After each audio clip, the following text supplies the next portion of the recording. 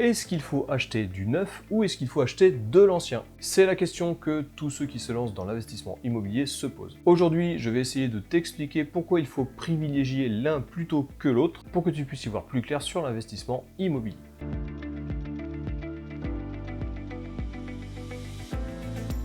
Salut à toutes et à tous, c'est le Captain. Sur cette chaîne, on parle investissement, crypto-monnaie et immobilier. Aujourd'hui, bien entendu, on va parler immobilier et on va essayer de répondre à l'éternelle question: est-ce qu'il faut acheter du neuf ou est-ce qu'il faut acheter de l'ancien? Avant de commencer, sache que je ne suis ni agent immobilier ni conseiller financier. Et non, je ne vends pas de formation immobilier ni de livres sur l'investissement immobilier. Je partage juste mes connaissances sur cette chaîne en toute humilité. Avant de savoir s'il faut acheter de l'ancien ou du neuf, il faut connaître la différence entre les deux. La différence principale, elle est simple. Si tu achètes du neuf, tu n'as rien d'autre à faire. Tu achètes, tu mets en location et feu, ton projet démarre tout de suite. Pas de travaux, pas de galères, pas de difficultés pour se projeter dans le bien. Bref, c'est simple. Par contre, et oui, sinon ça serait vraiment trop simple, tu seras vraiment limité sur le levier que tu utilises pour faire de l'argent. Parce que premièrement, tu ne pourras pas négocier. Tu achètes un bien qui est impeccable, donc tu n'auras pas de marge de manœuvre sur la négociation. Et en plus de ça, tu auras énormément de concurrence, parce qu'un bien clé en main, c'est quelque chose qui est recherché par tout le monde. Et enfin, tu ne pourras pas mettre ton bien immobilier à niveau pour lui faire gagner de la plus-value latente. La plus-value latente, c'est la plus-value que tu gagneras lors de la revente de ton bien. Donc pour résumer, il te sera très compliqué d'être rentable tout de suite. Tu seras rentable uniquement à la fin de ton crédit, donc dans 20 ans ou plus. Et si jamais tu souhaites enchaîner, tu seras bloqué pour tes prochains achats. Tu ne pourras pas enchaîner puisque ta première opération ne te donnera pas plus de revenus.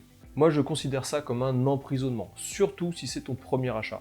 Tes loyers couvriront tout juste tes charges et tu seras psychologiquement forcé de garder ton bien jusqu'à ce qu'il te fasse gagner de l'argent. Donc en moyenne, au bout d'une revente, à partir de 10 ans.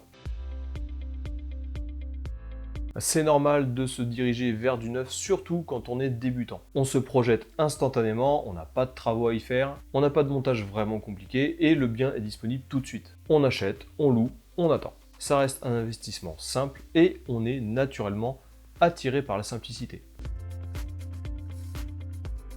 Alors pourquoi pour être rentable, on s'ennuie à faire compliqué? L'investissement immobilier locatif rentable, c'est compliqué, c'est dur. Celui qui te dit que c'est simple, c'est un menteur. Je vais te spoiler la fin de la vidéo, il faut acheter de l'ancien. Il faut même acheter une ruine. Acheter un bien où tout doit être changé va te mettre en position favorable lors de l'achat. Déjà, le vendeur il voudra vendre son bien au plus vite. C'est souvent un héritage, un divorce, ou alors un logement qui a été laissé à l'abandon. Donc le vendeur, lui, il va vouloir clairement s'en séparer, et ça te permettra à toi déjà d'avoir un avantage par rapport à lui. Parce que lui, il veut vendre vite, et toi, tu veux acheter en dessous du marché. En plus de ça, tu seras quasiment le seul intéressé par ce bien. Les autres personnes qui seront en concurrence avec toi, ce seront des personnes comme toi qui ont envie de faire un investissement immobilier rentable. Mais tu seras déjà nettement moins en concurrence qu'avec un bien clé en main. Tu seras en position de force lorsque tu feras l'achat puisque tu auras 1000 raisons de négocier le prix de vente. Et même si les travaux que tu auras à y faire pour mettre à jour le bien auront un coût, ce sera toujours nettement moins cher que si tu achetais du neuf. Autre avantage, tu pourras également façonner le bien par rapport au locataire que tu recherches. Ça fait la différence puisque tu ne vas pas chercher le locataire en fonction du bien, mais tu vas faire l'inverse, tu vas façonner le bien en fonction des locataires. Acheter de l'ancien et le rénover, c'est donc très intéressant et c'est la meilleure méthode pour être rentable en immobilier. Je dis bien la meilleure et pas l'unique solution, puisqu'il y a quand même des solutions avec du neuf pour être rentable. Mais bien entendu, acheter de l'ancien et le rénover, ça vient avec son lot de contraintes qu'il faut absolument prendre en considération. Premièrement, tu dois savoir acheter, tu dois savoir négocier pour avoir le meilleur prix d'achat. Deuxièmement, tu dois connaître des maîtres d'œuvre ou des artisans, ou alors savoir faire les travaux toi-même, puisque bien entendu, vu que tu as acheté de l'ancien, tu vas avoir des travaux à faire. Troisième chose, il faut savoir se projeter, imaginer une pièce en plus, une pièce en moins, déplacer la salle de bain, bref, il faut que ton esprit et ton cerveau soient prêts à ce genre de projection. Il y a plein d'autres contraintes aussi, mais on va pas faire une liste exhaustive, comme par exemple l'attente, parce que lorsque tu vas commencer à acheter, tu vas devoir faire des travaux, et pendant ces travaux-là, tu ne pourras pas louer. Bref, il y a quand même pas mal d'autres contraintes qu'il faut prendre en compte.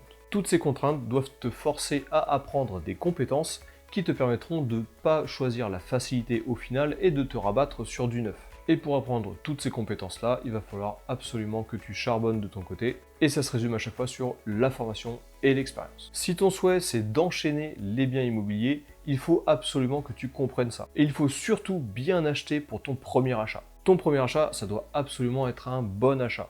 Il est préférable même de ne pas acheter plutôt que d'acheter quelque chose qui ne sera pas rentable tout de suite. Tu risques d'être pris au piège avec un bien moyen qui va t'empêcher de re-emprunter à cause de ton taux d'endettement et que tu devras garder parce que psychologiquement, tu n'auras pas encore été rentable. Voilà, cette vidéo est terminée, j'espère qu'elle t'a éclairé un petit peu plus sur la question, est-ce qu'il faut acheter de l'ancien ou est-ce qu'il faut acheter du neuf? Si c'est le cas, n'hésite pas à t'abonner, cliquer sur la cloche, mettre un pouce à la vidéo, moi ça me donne de la force pour continuer à créer du contenu sur la chaîne. Et tu peux également mettre ce que tu penses de ce format en commentaire, ça me fera plaisir moi de lire tes commentaires et d'y répondre. Sur ce, je te souhaite une bonne continuation et une bonne semaine et je te dis à la prochaine.